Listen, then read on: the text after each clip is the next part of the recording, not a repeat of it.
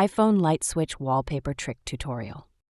Hey guys, in today's video, I'm going to show you the amazing LightSwitch Wallpaper trick for your iPhone.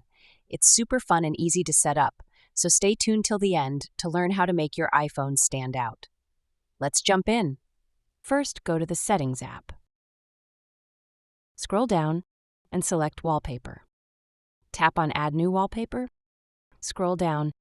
Choose a wallpaper from the Dynamic or Photos section that supports both light and dark modes. Tap on any wallpaper from them on your choice.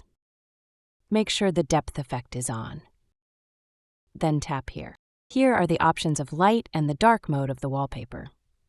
Choose any one from them. Adjust the wallpaper to fit your screen perfectly by pinching and dragging.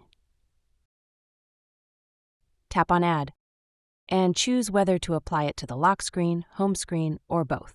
Now go to Home Screen and scroll down from left corner to see the new LightSwitch wallpaper.